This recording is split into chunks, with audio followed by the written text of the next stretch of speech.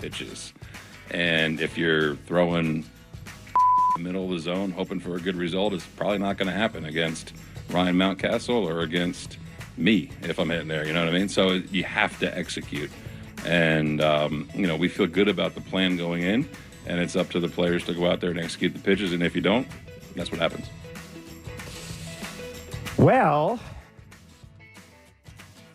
you ever notice how, the last 2 weeks, John Schneider's been dropping F-bombs? Well, it's off. It's like, he's had enough, seen enough, heard enough. I mean, they're running out of options, right? They're running out of things to run out there. They've tried everything they can possibly try with the lineup. Who else? Who's gonna be the fifth starter next time? It'd be nice to have Trevor Richards today, with Barrios in his 15 starts being 10-1 against the Orioles. There's a good chance that he's going to keep him in it. You'd like to have that extra nice little bullpen arm, would you? I'm just saying. I hate to throw that out there now, but it'd be kind of nice. 10-1 the Blue Jays lost last night to the Baltimore Orioles. They have been outscored 17-3. Oh, boy. By the Orioles. The Orioles, of course, and I'm convinced at this point they're just trolling the Blue Jays. They've called up their top pitching prospect. He's been put on the taxi squad. So tonight we're going to see Albert Suarez against Jose Barrios. Tomorrow it's scheduled to be Kyle Bradish against Yusei Kikuchi. Oof. The Jays lineup is as follows. Well, the Daniel Vogelbach magic looks like it's worn off. Wow, it's like 3 games. Yeah. What's happened? Poof. Thought he was getting a run. Poof. That's right. Isn't Suarez a righty? I think so. Yeah. Anyhow, the lineup is Schneider, Varsho, Guerrero, Bichette, Springer in the 5th slot. Hit a home run, move up in the head out on velocity. That's what happens. Turner, Kirk, IKF, Kiermaier, Jose Barrios on the mound. 7:07 first pitch on Sportsnet 590 The Fan and Sportsnet. We're going to be joined by Chipper Jones later on in the show. Dan Shulman as well. That's awesome. Might even go to the back leg line today. 416-413-3955. Show for the people. Why not? Show for the people, exactly. Tomorrow, we'll be doing Blue Jays talk following the game tonight. Tomorrow, we'll be doing Blue Jays talk on TV and radio following the afternoon game. And Blair and Barker, I think we're on from 5 to 6 tomorrow. So they're going to change the name of the show, but we're going to be in the same studio. And basically, that's where it is. There you go. So that's all the housekeeping. Taken care of. Ryan Mountcastle, 2 home runs off Bowden Francis last night. Connor Norby, first major league hit. It was a home run, a 2-run home run off Nate Pearson. It's a bad slider. That's what they do to those. And, yeah. I'm almost out of stuff. To say at this point. Yeah. I just am. I like a week ago I was saying, maybe in the very least the Jays should do something to their bullpen. Everybody's going, I don't even need the bullpen. They got bigger issues. Now we're starting to hear everybody's right and everybody's saying, maybe the Jays need to do something to with their bullpen because they're on fumes. And that's, 3 runs in 2 games, Jeff. Yeah, I know. But the bullpen's awful. The bullpen is not good right now. Yeah, their team right now as a whole is not good. Yeah, but you know what? You're not changing. You're not bringing anybody in to change the lineup. That's clear. Yeah, that's clear. Fair. I look at every other team. They seem to be making moves in the margins of their pitching staff. Yeah, the Orioles adding guys. Braves are adding guys. Phillies are adding guys. I don't know. It can't be that hard. Yeah, but, the 4 of the 7 homers they've given up the first 2 games of this series have come via the bullpen. The bullpen has allowed 37 homers. That's the most in baseball. So, yeah, the Orioles hit 91 homers, four different players with 10 or more homers. Like that's if you're Jose Barrios, you're thinking to yourself, how do I keep him in it? How do I give the lineup a chance to have a decent 1 or 2 at-bats? I don't even think against the Orioles it's an inning. No, I think it's 1 or 2 at-bats like it was last night. A 2-run home run would be nice. There you go. That. Like the second inning against Burns, right? It's nothing. You got what? Springer and Varsho coming up. Springer has a 7-pitch fly out, and then Varsho, again, it gets back to that when Burns is in trouble and he got to make a pitch. He's adding and subtracting and sort of pulling the string and making that quality pitch when he has to make it. Again, it gets back to that. It's me against you, and a lot of the times you ain't good as me. Yeah. How about that? That was pretty good. How about that? So, That's yeah, I pretty think it's the sort of the same old thing. And with Suarez tonight, again, they always talk about game planning, and John even mentioned it there. That's why I played that. One guy in the lineup for the Blue Jays has faced Suarez. That's Turner. Turner's hitting under 100 in like his last 20 games. So what's the plan? I mean, if there's a four-seamer, a cutter, and a changeup. Me, I'd look right down the middle. I mean, nobody else can hit the cutter and the changeup. Why would I look for him? Why would I look different quadrants? I mean, I'd look right down the middle. He's not perfect. I mean, he's like there's nothing outside the norm when it comes to how he releases the baseball. I mean, he's basically straight over the top.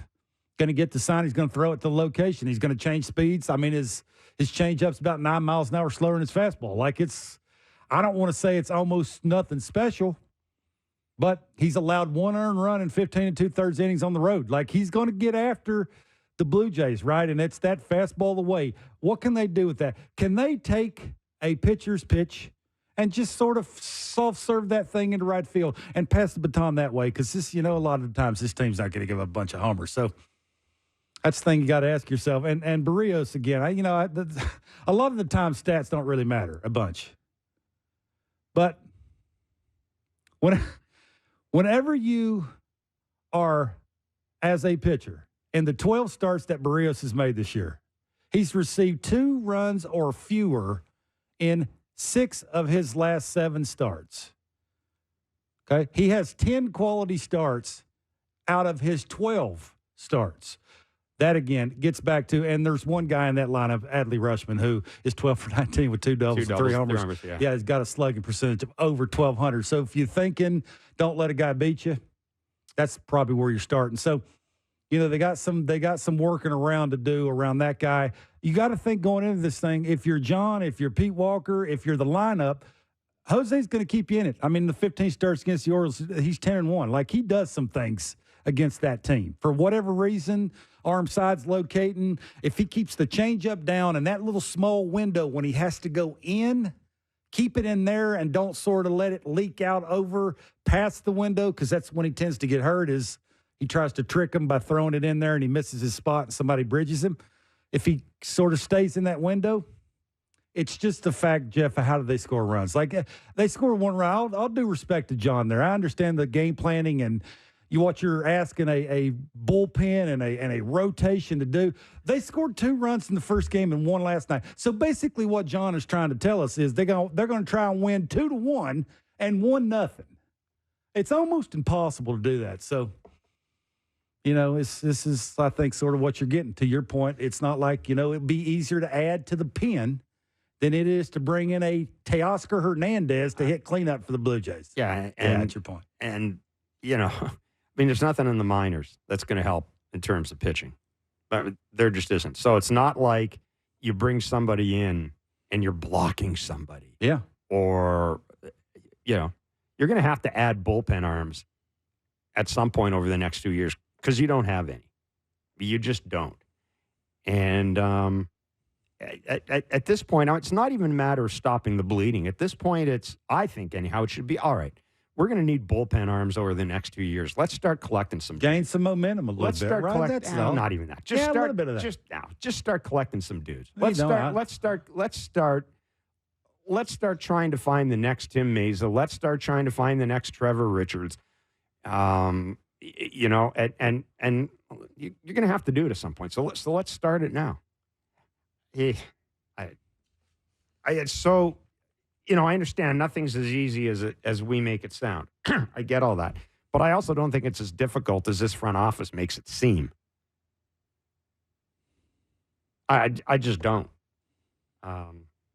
Because I'm seeing other teams do stuff. And these guys are getting paid good money to know more than you or I. Mm-hmm. I mean, they are. They are. They're getting paid a lot of money. Yeah. To know more than you and I. Tons. And these guys can't even... they get themselves twisted in knots trying to figure out whether to bring up Spencer Horwitz. Bring him up.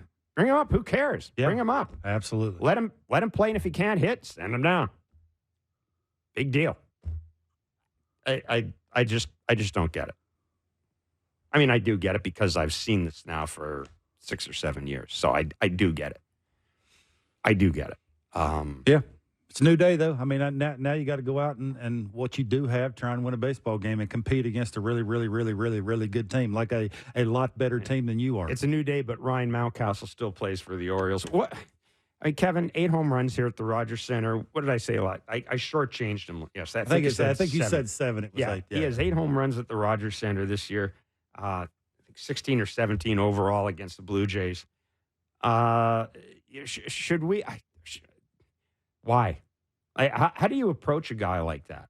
How do you approach a guy like that? Well, I would like to say try and make him uncomfortable, but I'm not. I'm not sure that's Barrios's thing. I mean, I don't think there's anybody in this team who's going to move somebody's feet. I'm not even sure that works anymore. Like moving somebody's feet, that really work? Like, are they afraid of getting thrown at or being hit? Yeah. Probably not. I mean, he doesn't wear all that stuff on him. I think he wears it on his leg. I think you're right. That's a good point. Really cares. I don't think guys get. They don't. Well, I know they don't because I've talked to them. I've asked them. They don't care. They're not afraid. They're not afraid to be pushed back, and it's more about aiming big and trying to strike you out and have the misses away be big enough that it's fanny out and you're waving at the pitch. And I just don't think the inner part of the plate is the thing anymore. You're not trying to set anybody up by throwing it in there. Like they're just not afraid to not dive out over the plate. So I just don't think that's going to work. I do think he's not perfect. I think you got to make better pitches. Right? I mean, the home run that the one he hit to center, I mean, that's a decent pitch. It's sort of set up by what he threw the pitch before. I just think a guy's really comfortable here. He sees the ball really well. And for the most part, a lot of the times, the quality of the location to him, I think if we obviously know these stats, the khakis for the Blue Jays are just overwhelming every dude that goes out there that's trying to get Mountcastle out. The exact same stats and what to throw him. And you know as well as anybody, Jeff, when you know how somebody's doing and how fine you need to be with your location, what's a lot of the times you do? You miss location because you're basically trying to guide it there. And when you do that, a guy's very comfortable and, is swinging the bat really well off you. He hits the ball to the moon. This, I'm going to give you some numbers on Ryan Mountcastle against the Blue Jays. He's hit 88 career home runs. 17 have come against the Jays. His next closest is 10 against the Red Sox. He's hit 8 homers at the Rogers Center, no more than 3 at any other road ballpark. Rogers Center is the only road ballpark where he has had multiple homer games. He's done it twice. And in his previous series in Toronto last year, he went 11 for 13 with 6 RBI, reached base in 14 of his 18 plate appearances. And of course, he was asked after the game about why here, and he said, "I don't know." Yeah, a lot of the times that's he's a pretty plain spoken guy. Yeah, like, he's been asked, "Is the backdrops?" It's pretty simple. I've talked to some people that have played with him. They say he's got a very simple approach. It's like, how do you do it? I got no idea. No idea. Yeah. It is almost like some of the times he knows what's coming. I mean, I have noticed like the takes that he has against the Blue Jays, the swings on secondary pitches that you should never be having swings off of that You've stuff. mentioned this. This is like the Gosman a couple of times he would take some split fingers and even that entire lineup against Kevin. I don't think it was so much of how hard they were hitting the ball. It's like the Santander couple at bats that Kevin was like, man, I set it up, I threw it where I wanted to go, and you still look like you knew it was coming. I'm not saying they do, but I'm sure they do. Like it's almost like everybody else knows. Like it's almost like there's so many people that are honed in on what that certain guy is trying to do. They're looking for every certain little tiny advantage. It could be just the littlest thing. When he lands, it's here. When it's set up, it's not as high. Like it could be just the smallest of things. It almost looks like they know what's coming. And especially a guy like that, right? I mean, it's not like you can't hit. No. It's not like this is a fluke. Well, I'm not saying that. He'd look nice in the Jays, Uni. Hitting third, fourth, fifth, driving in some run. I mean, he'd look sort of nice. But it's better than Daniel Vogelbach. I don't know. Yeah, I mean, that's I don't know. It's so, look, I think it's, again, Jose is going to have to be really good arm side. He's going to have to be really good with the slurve. Misses are going to have to be on point. He ain't going to have to force the changeup. I know they talk about that a lot. Sometimes I think they use it just because they think they're supposed to be using it. No, use it when you need to use it. And if he does that and he keeps it down, well, you would think with past experiences here and past success that Jose has had, He should work through this lineup pretty well and actually give the Jays a chance. That's where we're at with this, is a chance. As a hitter, I'm going to ask you, was there a particular ballpark you were really comfortable? It can be a minor league park. It can be any park. And why was that? And it could be a minor league park, Normally too. it's the backdrop, and normally it's which way the wind's blowing. Okay. That's a big deal, right? I was a right center, left center guy. I was not a dead pull hitter. I had a long swing. I don't like the ball close to me, right? The plate awareness was a thing for me. I wanted the ball away from me. I could hit the home run to left field with the best of them. And if the wind was blowing a certain way in certain parks, and I had to adjust that, I didn't like that. So, it starts, I think, with that, how the backdrop looks, how big it is, how green it is or black it is. If there's any obstructions out there that you're paying attention to that instead of, sometimes you get guys that are tall, the backdrop's not tall enough. Right. The arm is over the backdrop, then you lose the baseball. If I can't see it, I can't hit it as hard as I want to hit it. So, a lot of that has to do with that. Most of the big league stadiums all have great. I mean, it's rare that you'll see a park that everybody's like, holy moly, can't see, other than shadows. Yeah. Shadows is a big deal. It has nothing to do with backdrop or time. That has more to do with the time of the game. And, it's that pitcher's not in the shadow. You are. It's sort of that to it, in it, out of it. Guys, like it just has trouble seeing the baseball, picking the baseball up. But other than that, most big league parts are on point. Guys talk about the mound having a certain feel. Yeah. Pitchers talk about the mound having it. Does the home plate have a certain feel? Yeah, I think so. Different places, softer, harder. I'm just wondering if I think when I started, I was a guy that moved around a lot. Like if most people stand in the same spot. Right.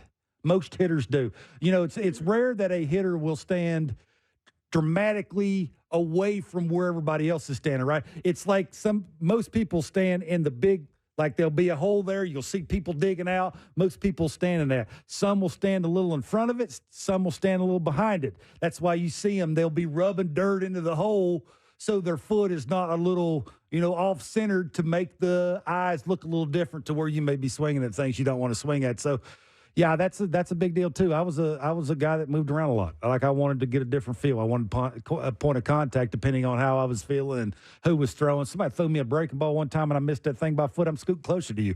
I'm scooting closer to you.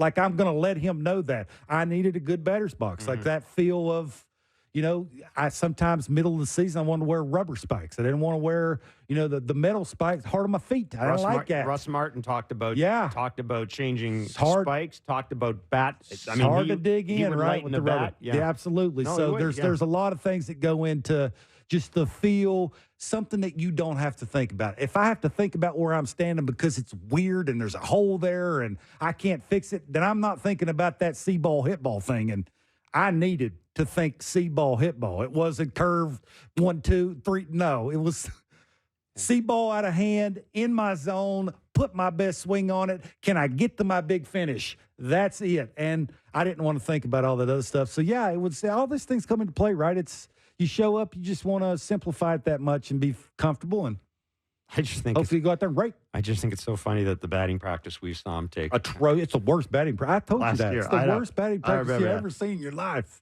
And then he destroys the Blue Jays. It's one of the things I'm always going to remember. He was breaking bats. It was horrible. It was awful. It was just guys were laughing at him. Yeah, people in the hotel rooms were laughing at him and screaming at him. They were. Oh. He was throwing his bat in the stands, and it was crazy. It's crazy, but that's the way it is, right? It's just like you slow it down. He looks like he's again. Sometimes it's as simple as I have no idea. Yeah, I just get my foot down and hopefully I get a good pitch to hit, and because I'm a decent hitter and I can stay in the big part of the field. You can tell he's got a good finish. He tries to stay in the big part of the field. It's not out and around.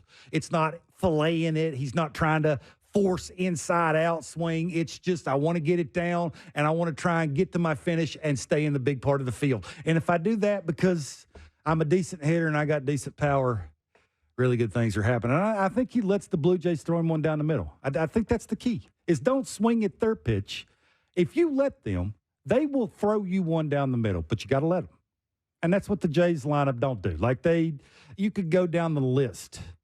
Yeah, 1 through 9 of guys that chase and get themselves out more than that pitcher gets them out. And that's the frustrating part of it. There was an at-bat yesterday by Bo where he kind of just flailed. It was like an 81. I don't even know. It was an 81 mile an hour It's the pitch one outside before he the got zone. the single after you were trying to cause a stir because he wasn't pinch hit for. No, I wasn't trying to cause a Yeah, stir. yeah. I was just wondering why you pinched It was it. a stir. Not him. It was a stir. You tried? I didn't. I just wanted to know why. Didn't you want to know why? Not really. Okay. I mean, at this point, I don't think you can get too upset if you're an offensive player on that team. I wasn't upset. I just wanted to know why you pinch it. And when Bo came, honestly, I think when Bo came around, it's because there wasn't another right-handed hitter. I mean, they'd already used Kirk, I think, and Clement had been in the game. So I just wondered. That's all. I just thought it was interesting. Maybe it was Ernie's bat path played better against the guy than, or it was 10-1, and they were punting.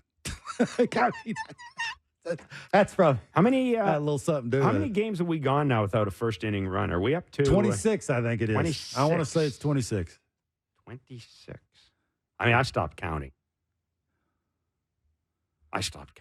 Yeah, I mean, supposedly they're really good in the second inning. They do. They scored. It's just the first inning. They do score a lot of runs in the second inning. They are a very what I've noticed since everybody's making that a point and wants everybody to pay attention to the first inning of not scoring any runs is they are very aggressive outside the zone. Like it's again, the pitching's too hard. They throw really hard. They locate and tunnel secondary stuff off of the hard stuff. To say that you have to zone in, and it's no longer about mechanics anymore. The season's too deep now for it to be a mechanical thing. And most of the guys in the lineup for the Blue Jays have been around a long time, and Dave Snyder hasn't, but he understands who he is and what he needs to do to get the barrel out in front of the zone. Now it's about what you don't swing at. Not so much about what you do swing at, about what you don't swing at. And they are way too aggressive. Like they swing at everything. But I think at times they look passive. I mean, again, it gets back to that thing too. It's right. It's swing at what you can do damage on, and you know what? It's okay. You've said it out loud. You know the khakis for the other team have heard what they're trying to do. To see if you can backspin a ball to right center and hit a home run. See if you can do it. I bet you can't.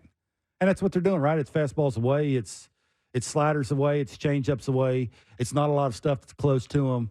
Like they're trying to force them to string together a couple hits middle the other way. And, you know, it's not the easiest thing for this lineup to do. So it's accumulation of a bunch of things, and now they're trying too hard. Like they've been trying too hard for quite some time. But, you know, you add a bunch of that together, and then, you know, just the quality of the person standing in the batter's box.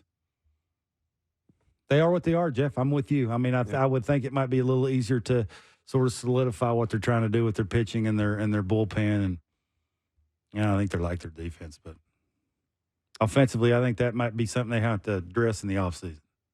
Yeah, I think so. Fingers crossed that, you know, they're not going to show up. They're not going to show up at the end of the season and go, we believe in the core and the coaches again. And, you know, sort of want to run this back again, thinking that, you know, 9 dudes or 13 guys can have career years that they've never had before. Like it's – so hopefully they turn the corner here and they figure some things out. I was just looking at Chipper Jones's career stats because we're talking about Ryan Mountcastle and how he owns the Jays and really hits well in this ballpark. And I was thinking, okay, Chipper's got to have a ballpark where he was really, really good in. And all I'm seeing is a bunch of 300s. 308, 326, 304, 3 different ballparks. Killed the Mets. Pardon me? He killed the Mets. Some Mets in there?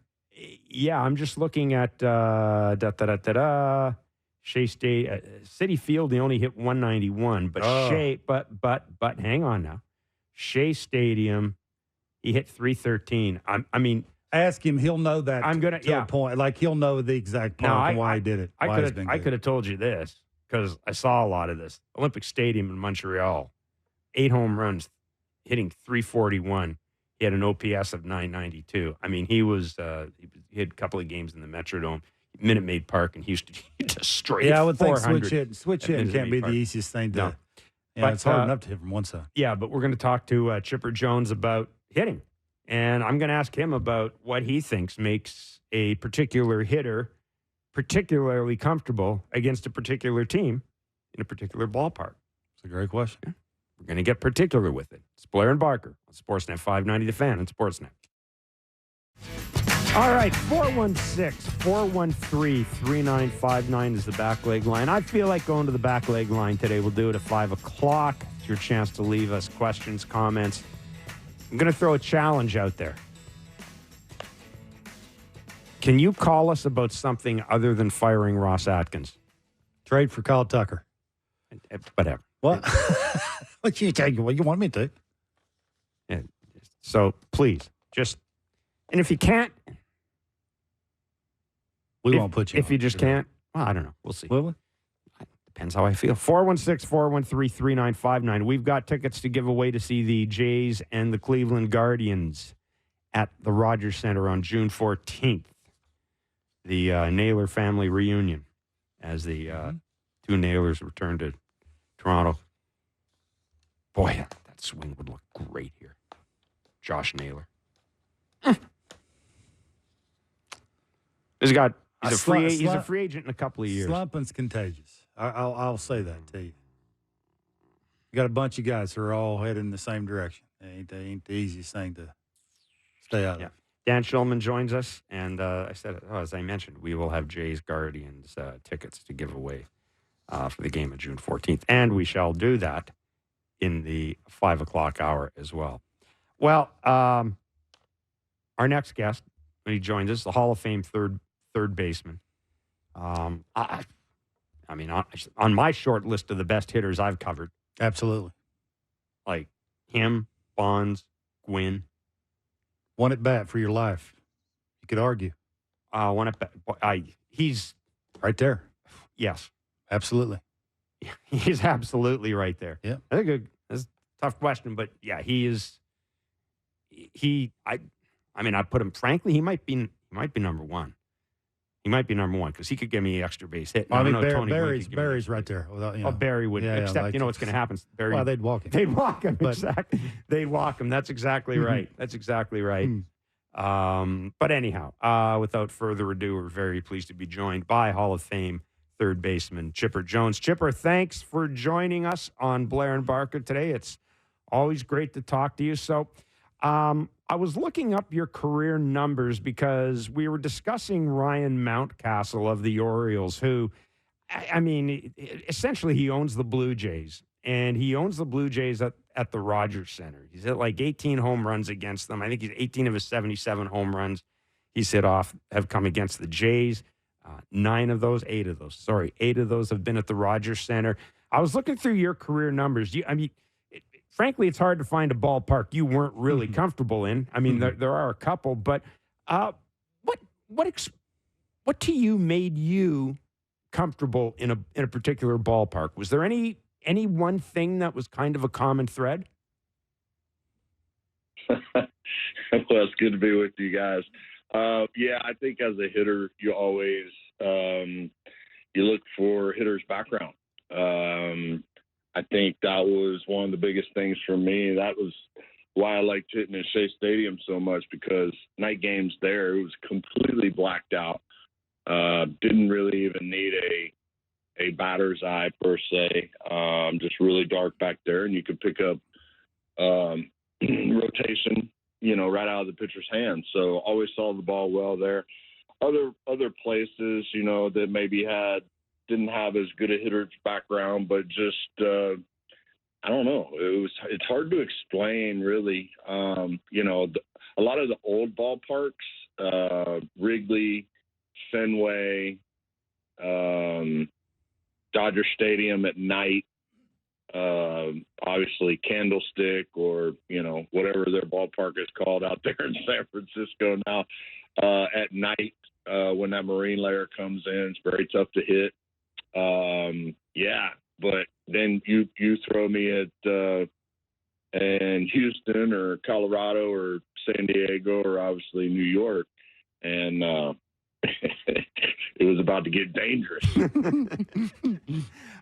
Olympic Stadium, you hit 341 there, 8 home runs, 42 ribbies.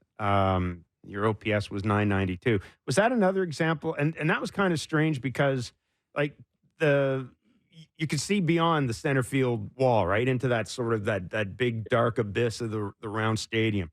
Was that still a good batter's eye for you, though? Yeah, really good batter's eye. And anytime we played on turf, I loved hitting on turf because, I could, with the back control, I could steer balls, away from the defense, up the middle. All you had to do is, like, the worst fielder on the team is the pitcher. Mm-hmm. And there wasn't much of a shift back then.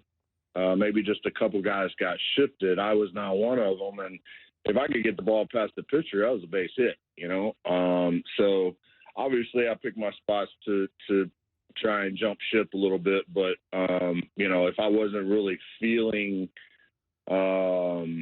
dangerous at the plate and we were on turf, I knew I was going to get one or two that day because I could steer the ball into the outfield. Did you ever were on a bus after you flew in and you're on the bus and you were struggling and you just couldn't, see ball, hit ball wasn't a thing, right? You're having trouble hitting the ball off a tee. But I'm in this certain park. Is that a thing, Chipper? Like, is that something that you're thinking, man, it's not mechanical now because I'm feeling frisky and I see the ball well here? Yeah, I mean, trust me, I went into Shea Stadium and went, 1 for 11 a couple times too. It's all about timing.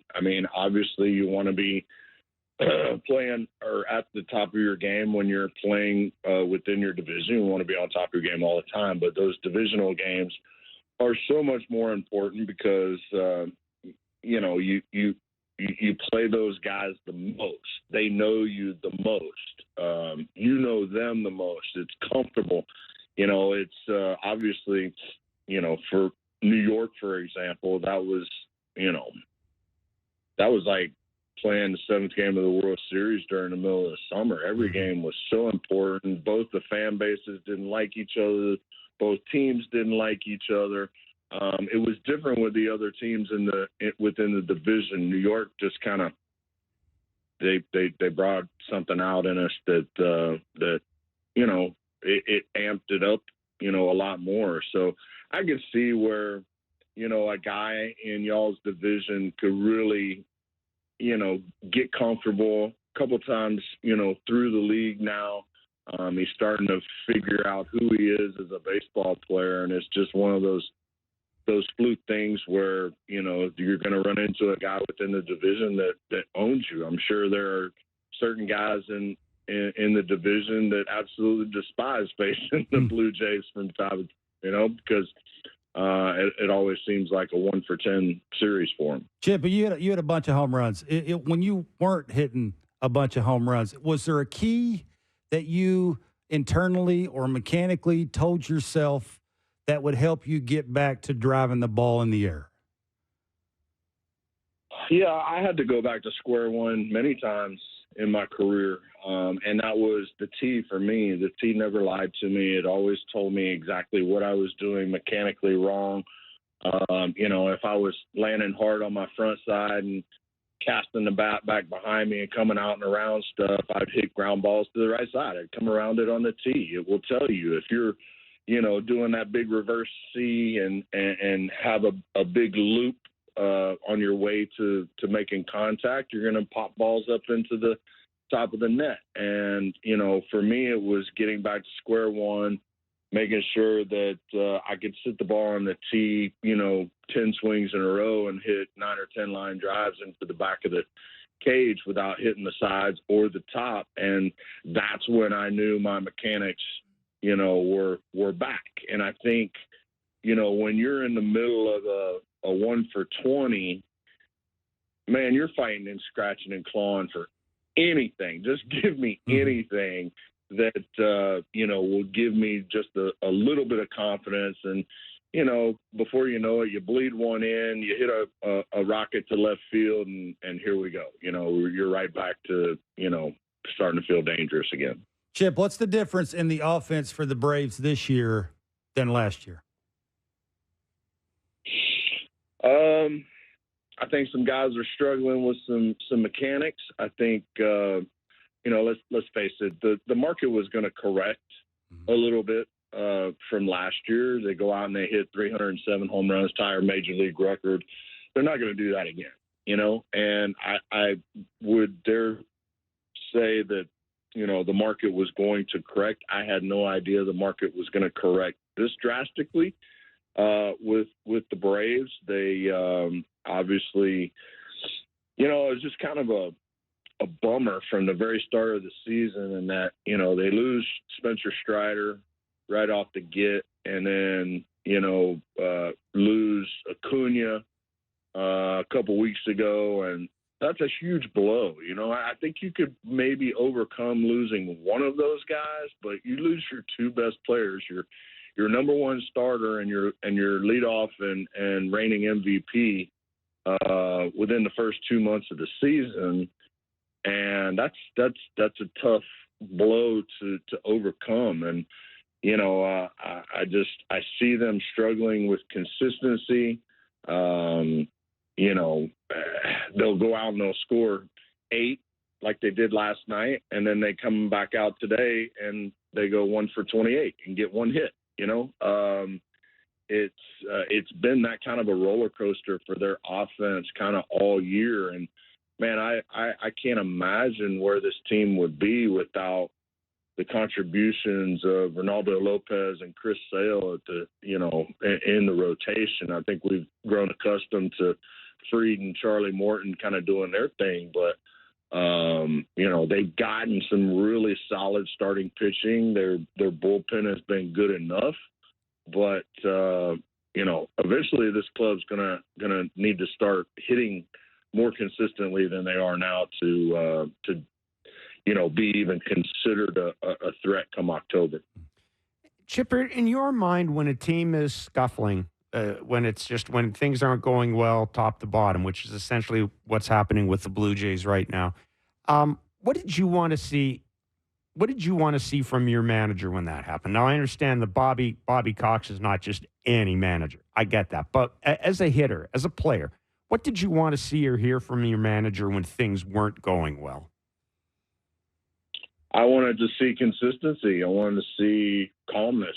I wanted him to keep reiterating to the club that if we keep coming in and working, at our craft and doing our due diligence in the cage and getting our work in and keep showing up and playing hard every night, that things would turn around. And more times than not, they did. Now there are certain things that I think players can do to help speed up the process. Whenever we were struggling, once a road trip, I would get all the guys, we'd get all the hitters in at 1 or 2 o'clock in the afternoon, and we'd sit in the batting cage and we'd just talk about hitting. We'd talk about things that we were feeling at the plate, how, guys asking each other questions to maybe get a feel for what they see or what those guys are doing wrong. And you'd be surprised how many times, some guy will be talking about hitting and it'll click for somebody in the room, oh, that makes sense to me. Let's try it. Boom, they're out of it. They get it going.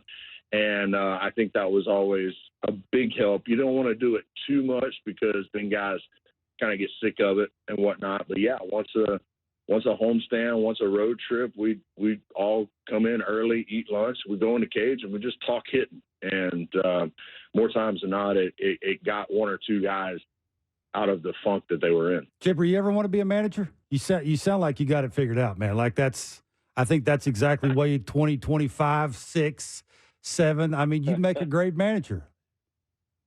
Well, you couldn't pay me enough. In the big league. I think hitting coach is about as far as I would go, and I wouldn't even say that. I enjoy being home with the wife and kids too much to miss everything that happens here on a daily basis. But I'll go in once a homestand and just kind of sit in the cage, and we'll throw around some ideas. I'll give kind of a third person account as to what I'm seeing on TV, and sometimes it helps for those guys, sometimes it doesn't, but at least I feel like I'm contributing a little bit. Hey, Chipper, is there one guy in that team in particular that you love talking hitting with?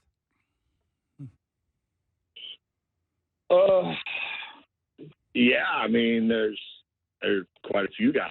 You know, I mean, I love talking with Marcell Ozuna. Let me tell you something. 2 spring trainings ago, I've never seen a more gross spring training than that guy had. I mean, he was averaging about 48 miles an hour exit velo in spring training, like the first 3 weeks of spring training. And then all of a sudden we got him kind of swinging north, you know, and by that I mean to center field, trying to knock down the center field wall. And then all of a sudden, man, he caught fire. And now he's taken it to the point where he's coaching these other guys, you know. I mean, he's lifting up other guys. And, you know, it's easy to do when you're having the first half that he's had. But even when he was struggling the first 2 months of last year, he was staying on guys. He was being positive. And lo and behold, it turned around for him. You know, obviously the Travis Darnos and the Matt Olsons, I mean, those guys are so, you know, they're so good. And Travis really, you know, he goes from foul pole to foul pole, and I dig those kind of guys. It's easy to coach those guys. So those would be probably 2 that I would say would be my favorites. Awesome. Chipper, real good stuff as always, my friend. Terrific insight. Thanks for doing this. Thanks, buddy. All right, guys. I'll take it easy. All right, you too. It's Chipper Jones, Hall of Fame third baseman. Yeah, and like I said, you could talk hitting with Chipper forever. Yeah, I think it's simple. I mean, just listening to him, I've been around some Hall of Famers, and so sometimes they say things to you, and it's like you walk away from that way more confused than if you had not had a conversation with him. You know, it's just one little word or two that somebody says that has been there and done it like he has that will have it click. It's not a bazillion things. It's not breaking it down till you can't break it down anymore. It's not where's your toes at when point of contact. It's not any of that. Like, it's just that one little simple thing. It could be square shoulders. It could be knocking the center field fence down. Like, it could be just one little thing, right? I'm sure that's adding length to his swing, right? It's keeping him in the zone longer. It's keeping the shoulder square. Like, it's just that one little thing that a Hall of Famer would say, that if somebody else said that, you'd be like, well, you've never done it before. But if he says it, you're like, holy moly. If he's saying it, he's a Hall of Famer. He did it from both sides of the plate. Man, it must work. So, yeah, I think that's the key, right, is you got to be simple. You got to be a good listener. You got to sort of, you know, sometimes you take the advice that somebody else is giving and sort of work it into making that as simple as possible. And it's not the easiest thing to do in 2024. I'm sure it's not. No. It's, I would imagine it isn't. And that, of course, that Braves team that Chipper was part of, that was like baseball university with Bobby Cox and Leo Mazzone, their pitching coach, and the pitchers. Yeah, it's not always about swings either. I like that conversation part of it, right? Where you just everybody gets into the cage and you have a conversation with your buddy. What are you saying? It's one thing to hear it from a coach. It's another thing to hear it from your buddy, right? That sees, you know, why are you swinging at that? Don't swing at that anymore. Like, it's just sometimes you need to hear it from your buddy than hear it from a coach. And, you know, it's pretty cool to hear a Hall of Famer actually have a conversation about just everybody sitting in a cage, hanging out, talking, hitting. Yeah, it's awesome. It's you know, I'm trying to. I think it was when Tim Wallach was with the Expos. He would talk about how once batting practice, and you might feel this way too. Once batting practice rolled around, I mean, it was work, and guys had to get their work in, and you couldn't. You know, you got in the cage, you did your stuff, boom. You had to get out of there because you want other to feel guys, what you've been working on, right? Yeah. But if you get together before the game and have lunch, you know, you can take as many. Maybe you're not going to take any hacks in that cage with the other guys watching. Maybe you're just going to sit there and talk. But it's like it's more relaxed because it's almost like you're not on the clock, right? If you're sitting around at 1 o'clock in the afternoon and you're having lunch with the guys, and 3 of you go into the cage and 3 guys are sitting there watching and making suggestions, it's almost like you're not on the clock. Whereas, boom, once batting practice starts, everybody worries about themselves during Yeah, batting like practice. Turner's face Suarez. If I were anybody in the lineup today, I'd walk up to Turner and go, what's this guy look like? What is his fastball? First inning, the woes. We all know what they are, right? You walk up, if you're facing him in the first inning, you think, First 3 or 4 guys in that order. You walk up to Turner, you go, hey, well, what's it look like? Does his 95 look 95? Can I let that travel? How good's his changeup? What's the cutter look like? Should I try and lay off on one of those? Does he throw the ball away from me a lot? Does he ever come in? Did he come into you? Like, it's just little things. Should I use a lighter bat? Should I stand closer to him? Should I stand closer to the plate? Like, it's little things like that that could give you an advantage so you could actually have a better chance of having success when you walk to the plate. I'm not saying they don't do that, right? But it's very hard to do that when you're struggling as an entire team.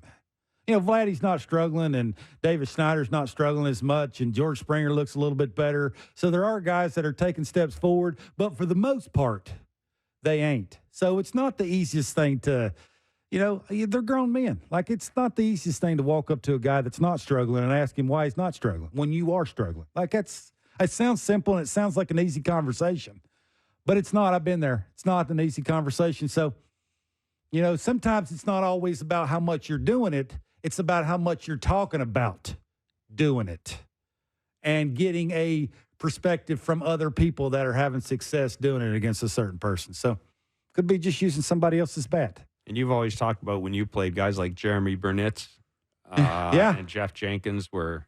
Yeah, I can remember one time in a cage, I was by myself after a game in Milwaukee. I looked like I'd never hit before in a game, ever. Like I'd never picked up a bat. And I was in a cage, and he flipped a photo of me and turned it around and said, do you look like you can hit? Who said that? Burnitz. Burnitz? Yeah. Do you look? He was very straightforward, and there was no joking around. Yeah. And, you know, he ain't happy. Like, it ain't going to be like, let's have a powwow. No, it's more of a, here, look at yourself. Do you look like you're hitterish? And I didn't. And it's little things like that, right, that can help you take it sort of to a different level. And you know, they got more things now, exit velocity and bat path and bat speed, and that can sort of tell you what you're doing in a cage, whether it's going to translate onto the field. And, you know, it's funny that Chipper said exit velocity. I mean, that's a Hall of Fame, right? You know, I've talked to Chipper quite a few times. Well, I would suggest that if your exit velo is, and I know he in was the joking, 40s, but if it's in the 40s, that's probably something. Maybe that's the only time he talks about exit velocities, when it's in the 40s. Yeah, that's probably something you might want to, you know, address. Yeah. You may want to. Not in the 40s anymore. But it's funny, you know, because hearing him talk about Marcell Ozuna, I don't know if you remember, we did an interview with Alex a couple of years ago, and Marcell Ozuna's had some trouble, obviously. But, you know, and one of the points Alex Anthopoulos made was, you know, he didn't really realize, he being Alex, didn't really realize how important Marcell Ozuna was to sort of what goes on in that clubhouse. And then to hear Chipper talk about Marcell Ozuna sort of learning from him and carrying it over into discussions with the other guys. I mean, forget about what kind of person he is. He's a run producer. Like, they don't grow on trees. I mean, you can say what you want to say about the kind of person he is. It's the part when he steps in the batter's box, and, you know, that guy's standing at first and second, and he's in scoring position already. Like, you know, that's the Jays lineup. Them growing trees? Apparently not.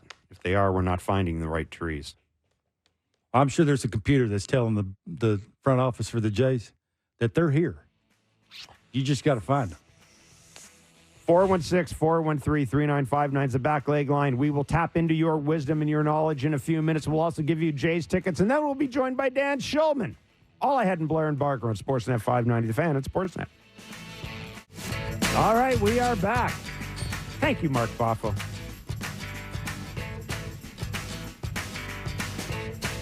Dan Shulman joins us in a few minutes. 5:30. Well, 5:30. You don't have to jump in. I've said a few minutes. I'm quite capable of finishing that. He will join us at 5:30. From the ballpark, 7:07 will be the first pitch tonight. We'll be doing Blue Jays talk following the game from the ballpark. There you go. You're buying me dinner, too. I'm definitely not buying you dinner.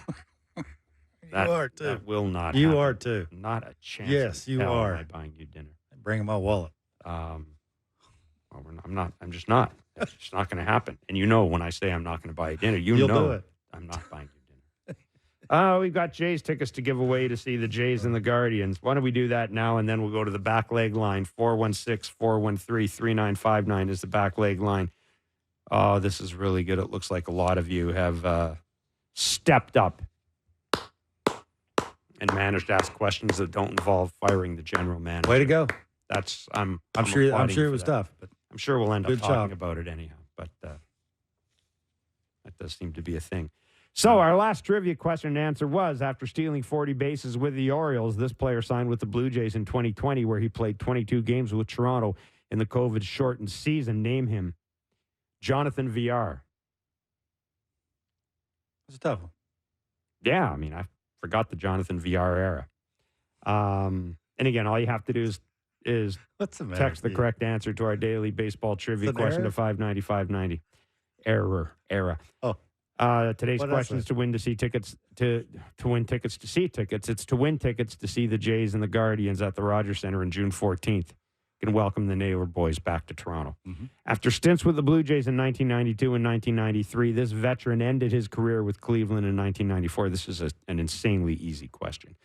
Again, after stints with the Blue Jays in 1992 and 93, this veteran ended his career with Cleveland in 1994. Text the answer to 590-590 for your shot to win. See rules at sportsnet.ca/590. That was an easy question. That was rude. 416-413-3959 is the back leg line. Your chance to leave questions, comments, observations, recipes, jokes, directions for Kevin We could Barker. use some jokes. Seriously. Chris in Toronto. He Chris. reached out to us. Chris. Hey, my name's Chris. I'm calling from downtown, Garrison Creek, King Street. I want to know what your opinion is of these great pitchers that we have, specifically Kikuchi, Barrios, and Garcia. What do you think we should do with these guys, with the direction that the team's going? Do we protect them, or do we let them go and try to get something for them? Thank you very much. Trade 2 out of the 3. Yeah, I'm with you. You're not trading Jose Barrios. Not a chance. I I wouldn't think you would. now, okay. If I'm an acquiring team, That's the first guy you're talking that's the first guy I want. Absolutely. He's predictable. He's predictable. No He question. And takes he's better, the ball too, this year He's predictable. He's better. I mean, all the stuff that you want. that you want in a starter. I mean, we had the Twins GM on like 2 days after they made the He's deal. sad. And he was sad. And he What did I do? basically, by the time he was done talking, he said to I us, shouldn't have done it. Yeah, I said to us, I think I kind of talked myself out of this deal. So, no. And listen, Jose Barrios has got a nice contract. It's going to carry him through. Again, he's healthy. He's, knock on wood, he's Predictable. consistent, predictable. Yeah. He's, And they don't have anything in the minor I tell you leagues. what, man, right now he's a cornerstone. There you He go. is a cornerstone Hell for me. bet. You say Kikuchi? Trading him. I'm trading him. I would think by now I know whether or not I have a chance of re-signing him, but I got to start getting some pieces in here, and those pieces have to come in. I'm almost at the point where I don't care if they're going to help me this year. I got to get pieces that I can use next year, and they got to be, and not guys that are going to be down in AAA. I need to get guys that are close enough to the majors. I need to get a guy like Connor Norby or something like it. Just Heston Kjerstad, guys that I can put in my lineup. Maybe they're not going to win a batting title for me, maybe, but guys I can put in my lineup for. And Jimmy Garcia is a guy I'm trading at the trade deadline. Yeah, I'd ask the Orioles. He's a guy I'm trading at the trade Orioles deadline. are looking for a guy. Because I got nothing in my bullpen right now. Like, I got Nothing. jack squat. Nothing. And I do have to play baseball games leading up to the trade deadline. And so I'm hanging on to Jimmy Garcia, kind of the one thing I got until the trade deadline. Yep. Okay, now, could he go south, and will that affect his value at the trade deadline? Perhaps. That doesn't matter to me right now. I need to hang on to Jimmy Garcia. And if he does keep it going, I bet you right now somebody would overpay for Jimmy Garcia. I don't know what that'd be overpaying, but No, but I'm saying I think you might end up getting more for 2 him guys than instead of you- 1 guy. That's a good question. It's a very good question. It's a good question, and you have touched on something, Chris. Everybody will want Jose Barrios, You would think. but They know they'd have to overpay to get him. yes, and I can't, and nor do I think. again, I'm going to give the front office some credit here. I know people don't like to do this, but I do think that's a trade that worked out. Like if someone says to me, what have you done that worked out?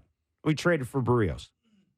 Yeah. I think people there's some currency. People can't argue about the pitching. It's the offensive side. It's the everyday guys. Tom in Huntsville. Tom. My question is, they brought up Schneider and Clement from AAA, and they are not hitting as nearly as good as Horwitz is now. And so I don't know why they don't bring up Spencer Horwitz. And I would like to have a comment on that. If you think Justin Turner would be offended if Horwitz came up. Yeah, I mean, Justin Turner wouldn't be offended. Spencer Horwitz is, lefty. You got to pay Turner anyway. Yeah. So what difference it makes? Turner's not going to be offended. He's 39. No, he's not going to be. He's not going to be offended at all. I mean, listen. Schneider and Clement made the team too, by the way. Yeah, that's a bigger deal, right? Making the team out of spring training is different than getting called up. Yeah, that's very well said. Yeah. That is true. Yeah, that is true. Although, again, both of them last year when they had their chance, they took advantage of it. There you go. They took advantage of it. It is very odd that they are hanging their hat on sort of that. If we call a guy up, we got to take away a spot. They do. I mean, this organization does treat every player they have as like gold. They're the greatest player that's ever been a Blue Jay. I don't pretend to know why that is. I have no idea either. Spencer Horwitz, he should have been up here a couple of weeks ago. You know, Spencer Horwitz instead of Daniel Vogelbach. You could send Clement down. You could DFA somebody. You could do anything. If you really wanted the guy up here, you could do anything to get him up here. If you're that in love with Daniel, and listen, I don't have anything against Daniel Vogelbach, but what I'm saying is Spencer Horwitz gives me something a little different that I don't have right now, based on what I'm seeing at AAA. And what the hell's the guy supposed to do? I mean, why do you have him in the organization? He's down. He's hitting. He's doing what he is supposed to do. And you have a team full of guys who are doing what they're not supposed to do. Maybe the organization's telling you what they think about him without telling you what they're thinking about him. And I'm sure they've got their checkpoints. And we look at raw numbers. He's got 3 homers. Bingo. I was going to say. Or does he still have 3? I looked the last time. It's 3. But I was going to say maybe there are some things they're seeing that doesn't warrant getting rid of a guy that's already on the roster for a guy that's got 3 homers. I'm shooting in the dark. Oh, I know. But that's 2 plus 2 is what? 4. This is my favorite guy next. I'm not even going to mention his name. Okay, fellas, now I know this is probably hard to quantify, but given how the rest of the team has performed to this point, how much better would they have been with Ohtani on it? Clifton and Etobicoke. They ain't going to be worse. What? They wouldn't be worse. No. People come to watch. Yeah. There's 2 reasons. There's 2 things. Would he? I know where Clifton's going with this. Would he make Vladdy and Bo better offensively? Oh, maybe. Because all we've talked about with Vladdy is he needs that guy around him. That he can just sort of walk out there and be Vladdy instead of trying to carry I think the Blue Jays. I think he would have. There's something about bringing Shohei Ohtani into your organization that I think just absolutely galvanizes guys. I'll say this, and I'll flip it on its head a little bit for you, Clifton. If Shohei Ohtani was here, do you think Bo Bichette and Vladdy might be a little more interested in signing long term? I think that's led to Doc already. But think about it. No, it has. But think about it. Got a chance to play with Shohei Ohtani for 6 or 7 years. I think the organization, the front office, may be more apt to start the conversation with a little higher number if Ohtani was here. Yeah, How's that's a great point. That's a great point because if you're bringing Shohei Ohtani in, You're going for it for long periods of time. Absolutely. Vladdies and bows don't grow on trees. I know what everybody sort of feels like them about them at times, but they don't grow on trees. If you bring Shohei Ohtani in, it's go time. Yeah, and it's go time as long as you have Shohei Ohtani. There you go. You're not going to bring Shohei Ohtani in. I don't think you're going to bring Shohei Ohtani in and then go to your management team next year and say, "Great job, now let's hack payroll by $40 million." I mean, first of all, you won't have to because this place would be jammed. It'd be rocking. Crazy with Shohei Ohtani. That'd be awesome. But it's an interesting question. I would think. The thing I don't like that I'm seeing right now, and I don't always like looking at body language, but this team, there are times where I used the word desultory yesterday. They just look like they're kind of aimless. They just, and it's not that they're not trying hard. I'm not getting at that. I'm not getting at any of that stuff. It just looks like they look like a bunch of guys that just don't think they are going to win tonight. And they're in last place. They're in last place. And boy, it's an everyday sport. They don't get 3 days off. They don't get a day off to go away from the rink. They got to be back at 1 or 2 o'clock in the afternoon. It is an individual sport. Yeah. It's a team result, but it's an individual sport. And when your stars that you're counting on being stars are struggling a little bit, sort of a trickle-down effect for everybody else. Right? And I do wonder, I will say this, I wonder when we start talking about attendance. Attendance is soft this year. It's down. They had 23,842 in Vladdy City Connect bobblehead night 2 nights ago. And we all know that. I know that y'all love you some bobbleheads. I like them. Well, I like them. Eventually, they end up in the landfill. But anyhow, that's fine. Well, I like them. Well, that's okay. I have no problem. I wish I'd have gotten one. I have no problem with. I was never good enough. I haven't had a problem with bobbleheads. But that was the second smallest crowd of the year after April 10th, which was 22,960 to see Seattle. So, summer's usually a good time for attendance at the ballpark. The ballpark looks great to me, and all the stuff we talked about. Yeah, it's Monday, the traffic. I mean, there's a lot going to win. But I wonder when we have to start looking at that. And I guarantee you, if Shohei Ohtani was here, you wouldn't have to look at it. You would. Glenn from Coldbrook, Nova Scotia. What a great name for a Glenn. The question I have is pertaining to the Jays is the lack of depth in the minor league system. This management group has had going on 9 years of drafting, and what is their philosophy to scouting, drafting, and developing players in the minor league level? Teams like the Braves and the Dodgers and the Rays and the Astros seem to be able to do it every year, and they win more games every year than the Jays. Be interested to hear your opinions on this. Thank you. It used to be that we'd say, well, it's because unlike a lot of those teams, the Jays didn't have a run of 4 or 5 years where they were in last place and drafting first overall. But we can't say that anymore. I mean, the New York Yankees, it's not like they're drafting first overall. They seem to add guys. Yeah. They seem to have success with guys. They make trades when they're supposed to make trades. They make trades when they're supposed to make trades. Absolutely. Listen, I don't know what this organization's philosophy is. I think they've gone through a couple of – I wish Shai was here because we were just talking about this yesterday. I think they've gone through a couple of scouting directors. I could be wrong. I mean, they've had a certain amount of turnover there. I don't know. I do know this, and this is, I'm going to credit Shai with this. Bo Bichette was a pretty good pick, but they picked J.B. Woodman ahead of him. Yeah.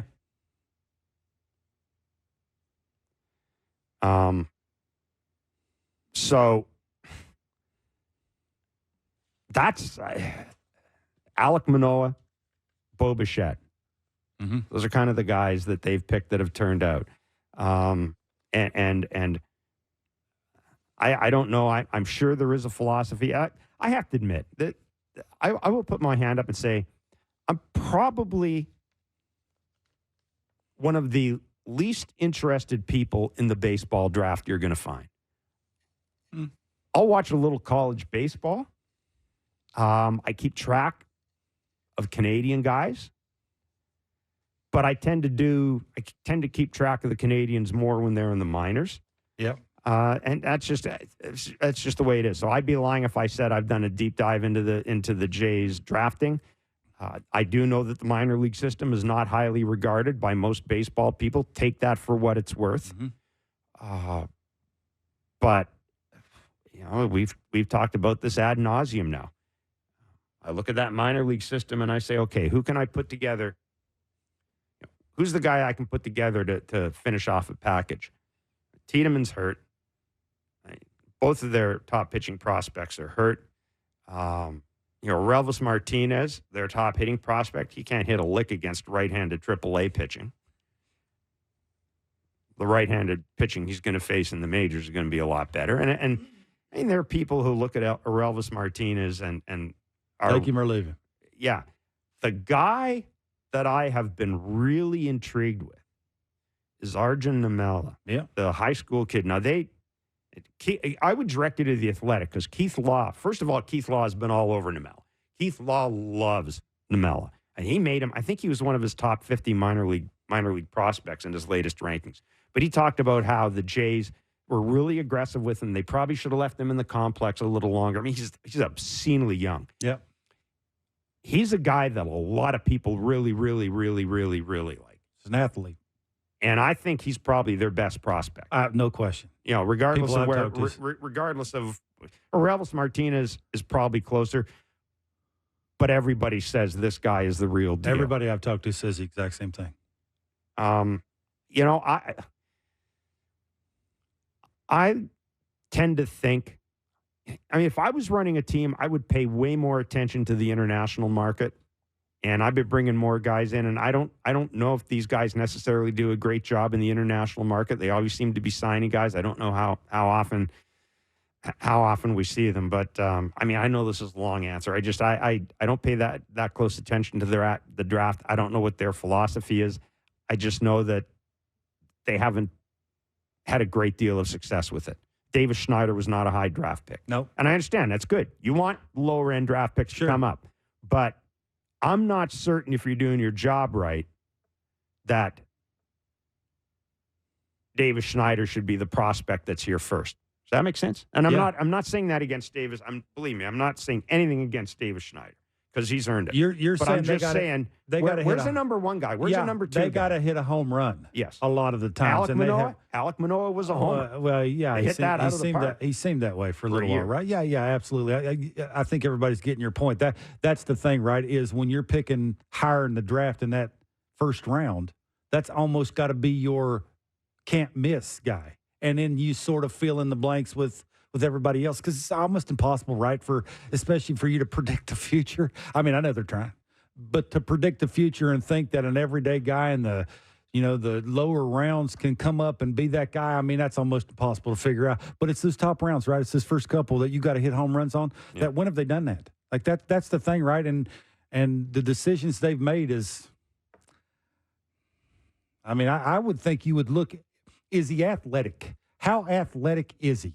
How fast is he? How, can he, how good's his first move? What's his route running in the outfield? Like what, all of those things that would, sort of, you just do it naturally. I can teach him how to do all that other stuff. Like that's the thing, right? You can teach him how to lay off a breaking ball or hunt the heater or, figure out what you want to do with your lower half mechanically. Like you can teach him how to do all that, be accurate from throwing from the left side of the infield to the first baseman. Like, how do you crow hop from the outfield? I can teach him all that. But to be an athlete, I mean, who jumps off the page there, Jeff? That's the thing, right? That's the part of it that it's almost like they try to predict the future so much that they forget that part of it. Go to Wayne and Ajax. I just want to know if it Wayne. comes down to next year and Bo and Vladdy see that there aren't any other players that can really help them. They look like they're auxiliary pieces. If you help them, they will perform. They get a Teoscar, they get other players, they will perform. As a team, you get Simeon, you get other players, they will perform. As a 1 and 2 guy, even though they're not performing now, what makes you say that they even want to play here next year? And that means what are the Jays going to do after that? Like, where are they going to turn? Thanks for your time. Bye. That Wayne, that is I mean, whether they That want is the question. whether they want to play here or not, me and Jeff can't answer that. No. I mean, let's be honest, we have no idea. I mean, I'm sure you if you could dump enough money, they'll want to play. I was going to say, yeah. They'll be happy. You can make them make them want to stay that here. check gets big, boy. They be happy. Yeah, you can make them want to stay here. Yeah. But I mean, it's a question I found myself kind of wondering about more and more now. It depends on. I think after this last off season where we saw so many guys signing late, and guys who signed late have had issues this year. You know, Blake Snell, for example. Mm-hmm. I understand he's a pitcher and these guys are hitters. Yeah. I think, and we talked about this for about 3.5 hours yesterday in the show. You know that these guys are going to be free agents at a very young age. They're going to be teams falling all over themselves for these guys. That's what I think. That might be a bit strong. No, there'll be guys falling all over themselves for him. But I think I would be interested in seeing what happens this offseason to the market. And that's why the more I've thought about this, I'm going to take Ross Atkins at his word here. The more I've thought about this, I can see a way forward where at the end of this year, they make a real attempt to sign one or both of them because they will have more money available because there'll be money coming off the books. And I'm thinking of Jansen, Garcia, Romano, Kikuchi. There will be money available. Now, some of it will be eaten up by raises to other guys, but you'll have money coming off the books a couple of years later as those free agent pitchers run out of time here.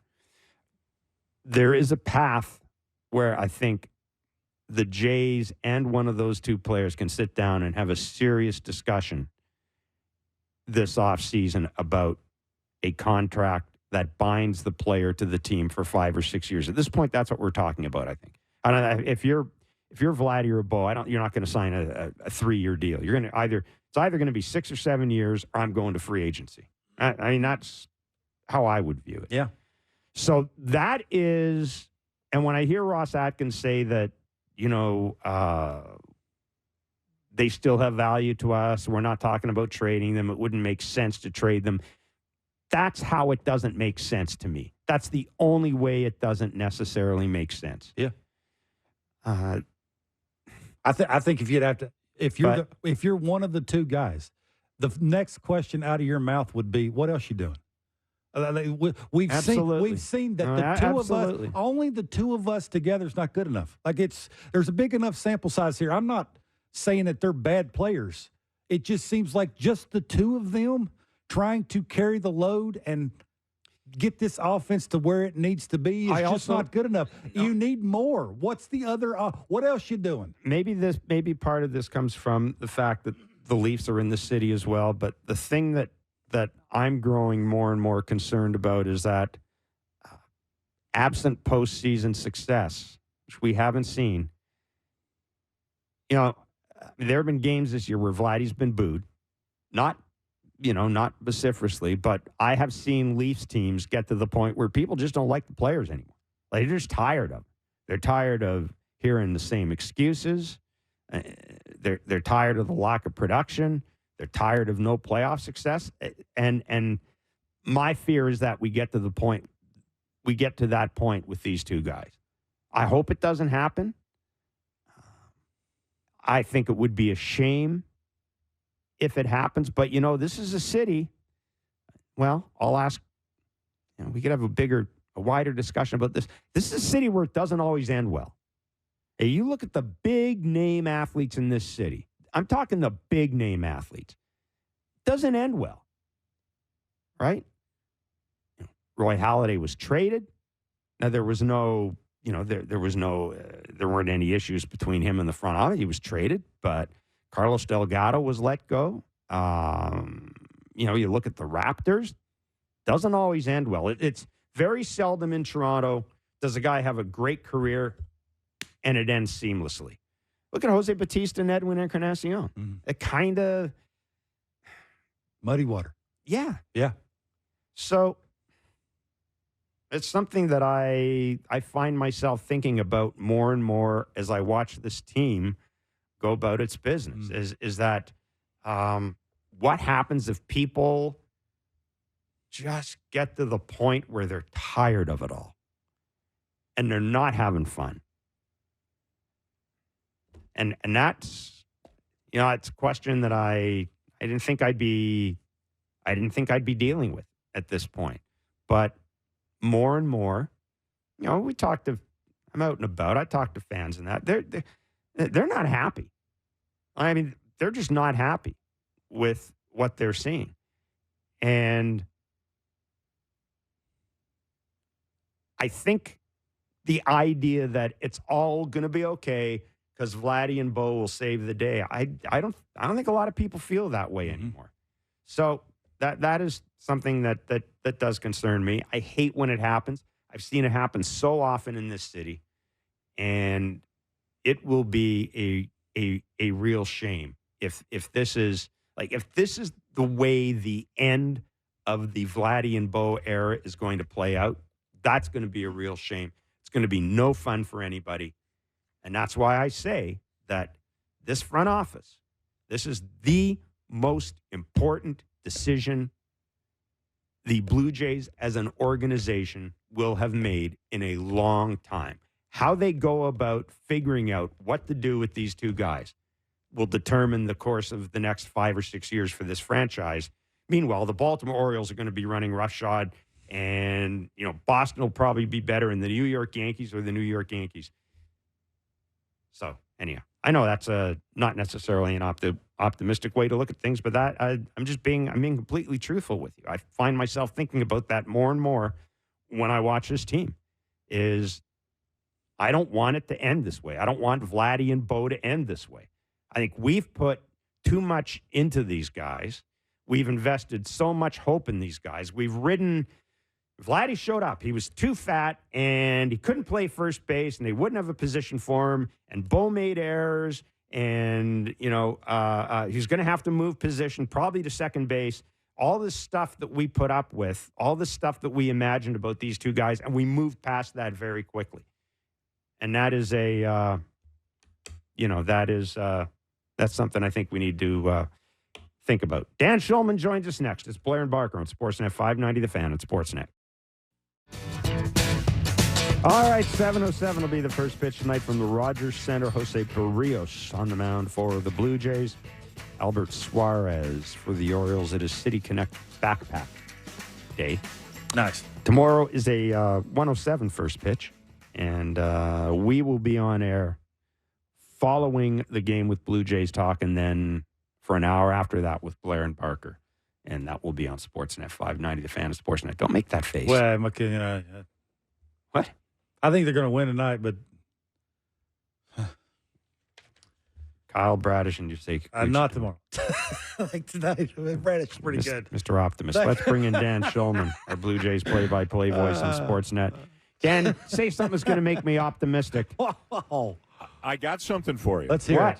I don't know if Bradish is pitching tomorrow. Oh, Brandon Hyde said yesterday that tomorrow was TBD. Based on how Bradish was feeling after his last start, they might give him another day or two. I did not go see Brandon today. I don't know if he told the Baltimore media any firm plans. So check on the old X and see what you find. But I don't know that he's pitching tomorrow. So that's good. That just means they'll run. That just means they'll run up their top pitching prospect to start, right? Probably, yeah. And Cody, I don't know that the Blue Jays have done great against guys they haven't seen before, and I don't know who it'll be. But we know it's Suarez tonight. I don't know who it'll be. But anyway, so a little bit of mystery about tomorrow, I believe.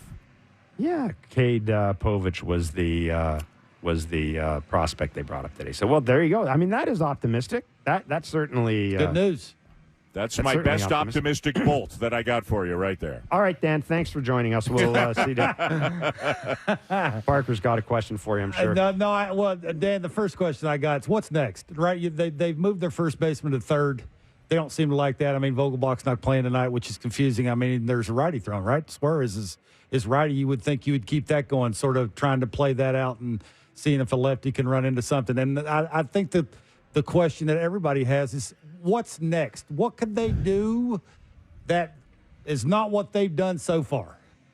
Go down to Buffalo and get some guys. I think that's next. I mean, they've juggled the batting order. Like, remember the innocent days when it was just about, boy, should they move this guy down in the order or move that guy up in the order? And, yes. That's not a cure. And then they, playing time started changing, obviously. I mean, David Schneider went from a part-time guy to a full-time guy. Other guys aren't playing as often. And, now they've tried moving guys around defensively in an effort to get more offense in there. And I think the next step is Buffalo. And there was a lot of talk, not initiated by me, although I've been on this bandwagon for a while, but there was a lot of talk in John Schneider's media availability today about Spencer Horwitz. The numbers are undeniable. We just happen to have a graphic that's going to make air tonight about it. But I'll tell you, I'll get a little sneak preview. He's played 162 games in Buffalo over the last 2 years, so a full season, hitting .335 with 51 doubles, 14 homers, and 120 walks. Like, the numbers speak for themselves, and I know there's an inflated offensive environment at AAA, and I know there's an adjustment coming to the majors, but I think it's fairly clear that Spencer Horwitz is a major league player. How good of a major league player? We don't know. Is he a savior? No. Should they expect him to be a savior? No. But I think if this doesn't change in the next 10 days, 2 weeks, I think they go to Buffalo, and he might not be the only one.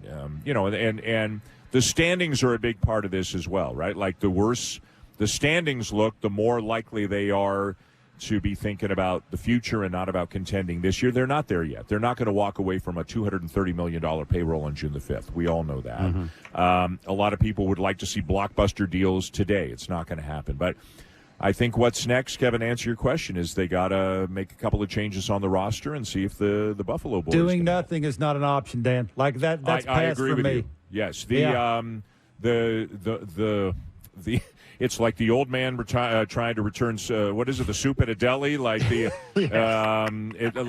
they're angry, right? Like they're angry right now, and I don't know if that matters internally. And I'm sure you guys have had that conversation and had that thought. I don't know if that matters. It matters if not as many people come to the games. That matters. So, I think the fans are extremely unhappy, and obviously they'd love the team to contend this year. That's always goal number one. But if they aren't going to be a contender this year, then I think the next best thing for a fan is hope for the future. And that's where you got to go try some things out. But I agree with you, Kevin.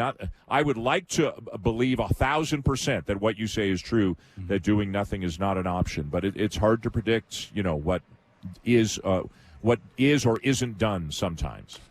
Now, I know that not one size fits all and not every organization has the same approach. I get all that. But, Dan, I see other organizations making moves around the edges when it comes to pitching, when it comes to the bullpen. I mean, the Orioles signed Julio Teheran.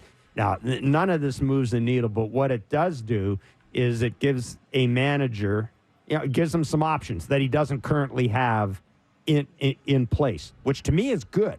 It doesn't mean it's going to take you into the postseason, but it does make things a little easier for your manager. Why have they just been so content with this bullpen in particular? Oh, with the bullpen. So, yeah. I think they have made some moves. Like Zach Pop and Nate Pearson were not on the opening day roster, and now they're important guys in the bullpen. Now, part of that is Jordan Romano, and part of that is Eric Swanson. We all understand that. I think on the relief in the bullpen, they've actually had some decent depth. And Brendan Little is here, and they picked up Ryan Burr. So I think I would gently push back on the bullpen narrative a little bit. I think they've made some moves there. I thought you were going to go back to the offense because I can do that.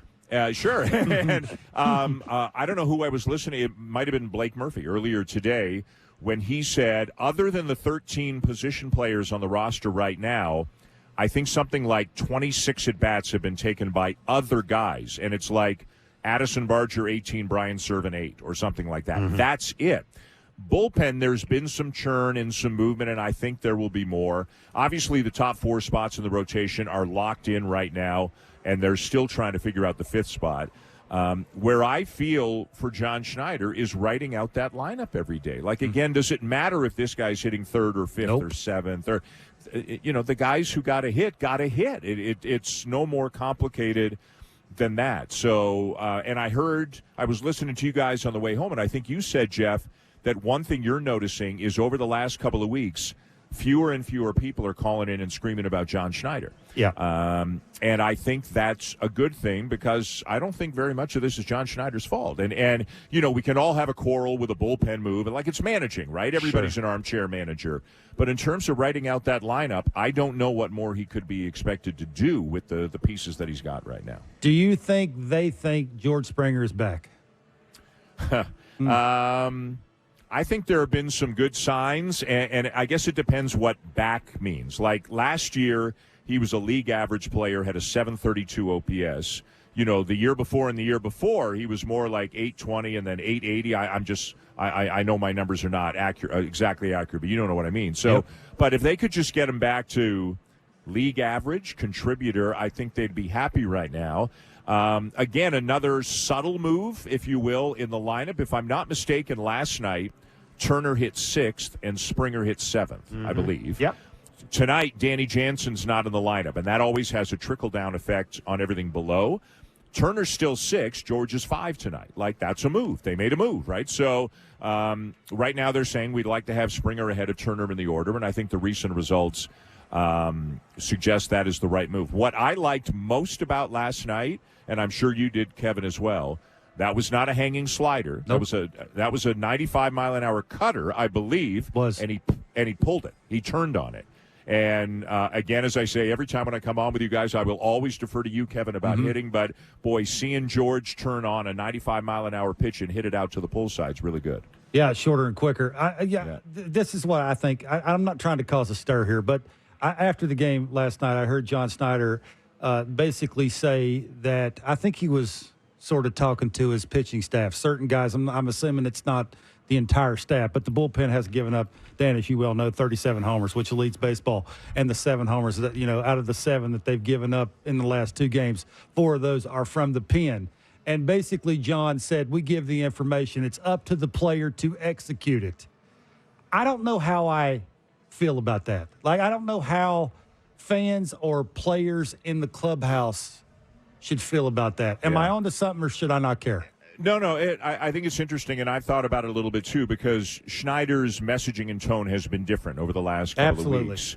I do believe this, and, I'm around them a fair bit, probably a little bit more than you guys are. You guys come down to the field, but you're up in the studio a lot, and obviously I'm with them on the road and that. I cannot tell you how early those coaches get to the ballpark, and you guys know this, right? And I mean 7 o'clock game, like we're in Baltimore or Kansas City or wherever we are, and I'm walking back from a sandwich place at 12:30, bringing my lunch, and there's 4 of them getting in an Uber to go to the ballpark for a 7 o'clock game. So I think one part of what John Schneider's trying to say is the coaches are doing everything they can, and I believe the coaches are doing everything they can. I do now, too. Now whether initially with the hitting they were too passive because it was too much about swing decision, all that, but in terms, are they giving them the information? Are they there, round the clock to help the players and get them ready for the game? I don't know if fans want to hear it. The answer is unequivocally yes. The coaches are working their tails off. And I will tell you, and you guys know this on the road, there's the player bus and the everybody else bus, right? And Buck and I, or Joe and I, are on the everybody else bus. And we sit right behind the coaches, kind of in front of the rest of the staff, and we talk to them and we hear them. And it's eating them alive. Like these guys, you guys know these coaches. It is eating them alive, what is going on with this team right now. So I think part of it, and I'm just guessing, I think part of it for Schneider is I think he feels for some of the criticism not necessarily him, the other coaches have gotten. But also, and again, Kevin, you know this, at some point it is just up to the players to do the players are supposed to do. I don't know if Schneider said it exactly the way that he intended to say it, so I don't want to, comment on that. But when things are going bad and you get asked the same questions every single day, it's and hard. he does, I'm there every day, and he does, it's hard not to it's hard, right? And I think he's doing a really good job. And again, I know people don't want to hear, "Hey, John Schneider's good with the media." That's not what people care about. But he's great. Yeah. I mean, I've met all 30 of them. He's great. But I think he's in a the proverbial rock and a hard place with some of the questions that he gets every day, because if you say it this way, it reflects poorly on that group, and if you say it that way, it reflects poorly on this group. You know what I mean? And so I think he's doing the best he can there under very can't win situations. for losing is basically what you're saying. Yeah. No, that's a great point, and I thought I detected that too. And he made the comment the other day about the Orioles and said they weren't the 1927 Yankees, but then he kind of immediately walked it back. And I think people need to, or didn't walk it back, but softened it a bit because he knew how it sounded. And this is the thing that sometimes I think people forget about baseball. Like, he's being asked this every day. It's not an NHL coach where they have a day off or something like that. Or I mean, he's being asked this he's doing twice a day. Twice a day. And it's very negative. It's very negative. Exactly. Dan, as you well know. It's rarely positive. You mentioned you are down there around the team a lot. What are you seeing from Bo? Just in terms of how he is. Like, I've thought the last couple of games, and again, I'm no expert in body language. I just thought the last couple of games he looked, I wouldn't say defeated at the plate, because I don't think that's the case.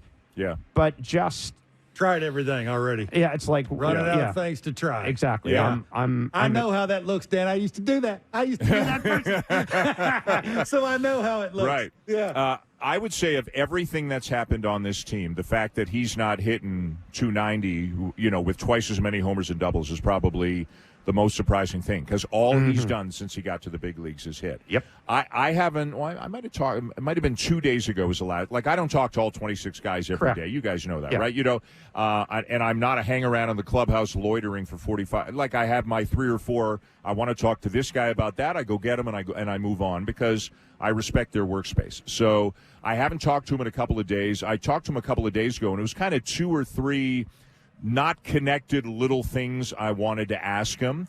And he was fine. Like Bo's not going to give you a Kevin Kiermaier, 2.5 minute answer or something like that, right? Bo speaks softly and shorter sentences, and sometimes I haven't noticed much of a difference. We have seen, and you guys have seen it every now and again. You do something in the dugout or by the bat rack, it's on the camera. It's on cameras, right? So, and every now and again that the frustration comes out. To be honest with you, just knowing how competitive and determined and all that he is, I got to believe, like I said about the coaches eating him alive, I got to believe whatever's beyond eating him alive, I got to believe that's how he's feeling.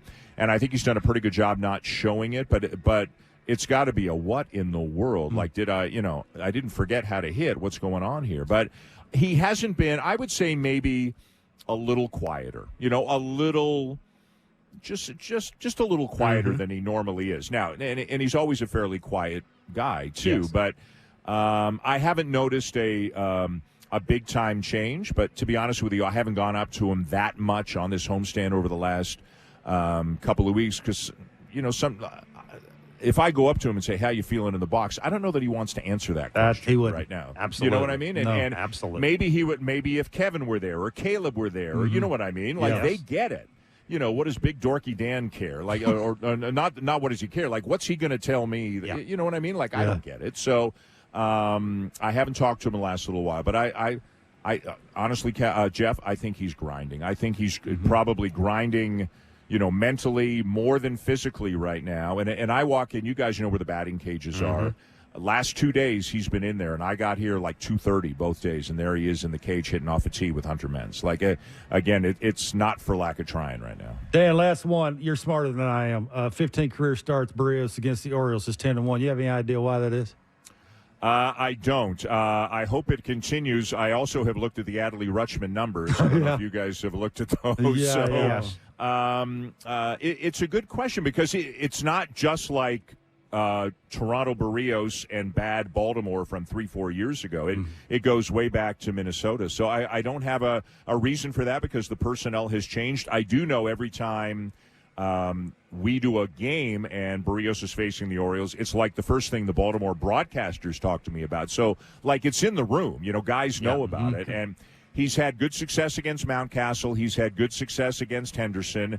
If they're going to intentionally walk anybody tonight, it should be Adley Rutschman. There's no question about that. 12 for 19 with 3 homers is no joke. But, it's funny, and I looked at Berrios' numbers today, and this happens every year with him, but if you look at his StatCast or his Baseball Savant page, he doesn't strike out a lot of guys. He's not a huge soft contact guy. There is some hard contact, but whatever he's doing, it works. Like the numbers that we are seeing, the innings and the hits and the earned runs and all of that, are better than what the underlying StatCast numbers say they should be, but it's kind of like he does this every year. It's just who he is. And I would think with them, what they are doing right now is punishing mistakes. Absolutely, they're not hitting a soft liner to the opposite field on a mistake. They're hitting it in the bullpen, right? So I think you got to be really careful. He's been so good against lefties, and his changeup has really helped him. I'm a little worried about mistake changeups to the left-handed batters tonight, but keep it down. Keep it down. It's got to be down and away. I think it could be and I'm a little worried about the two-seamer coming back over the middle of the plate to the lefties. I think it could be a very slurvy evening for Jose Berrios. Well said. Dan, but what do I know? I'm just big dorky Dan. No, you're not. No, you're not. You're not dorky, Dan. And if you are, you're our favorite dork. So. Yeah. Thank you. That's the nicest thing you've ever said to me, Jeff. It might He's be. getting soft. He's getting soft. Yeah, he is getting soft in his old Thanks, age. Dan. Be well. All right, Thanks, guys. buddy. See you later. See ya. Thank you, Dan Shulman, Sportsnet. By the way, Steve Maluski of Masson, who is in town with the Orioles. Brandon Hyde said he is uncertain of Bradish's next start. Asked if he will pitch in the Tampa Bay series, which is the next series. He said he's not sure, and they still are evaluating things. Hyde confirms that Cade Povich, their top pitching prospect, is here on the taxi squad, and that tomorrow is still TBA. So I would imagine that what he's going to do is see how tonight goes with Albert Suarez and pivot off that. Jeff, they score 6 runs a game, buddy. You're walking Adley Rutschman? Absolutely. 12 for 19, 2 doubles, 3 homers, and slugging over 1,200. I wish no we had more. question. I wish we had more, even early in the game. Absolutely. Oh, see, I'm going to be real careful. I wish we had more. I'm going to tell you this. He ain't beating me. And he can beat me because of the way my offense is in the first at bat. I got my. That's a fact. I don't know. No question. I got my ace going to. I don't know how I feel about that. Sometimes I want to see my ace. And I'm throwing my best slurve, arm side, my best changeup down. I walk him. Right. Go over there and stand. Have fun because you get used to that base. You're going to be seeing it. Cuatro. Absolutely. Yeah. I may not do it on purpose, but I'm going to do it on purpose. That's facts, buddy.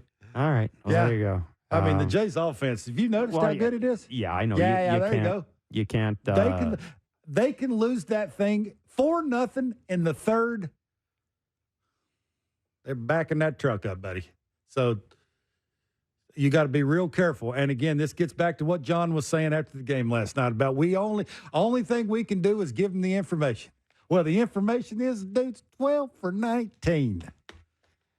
That is it for us today. We will be on Blue Jays Talk immediately following the game. Please, please, please make it a winning edition of Blue Jays Talk, just to change things up a bit. We'll be back. We'll be back tomorrow with post-game Blue Jays Talk as well, and then Blair and Barker from 5 to 6. I can't cross my finger. See ya. Have a great night.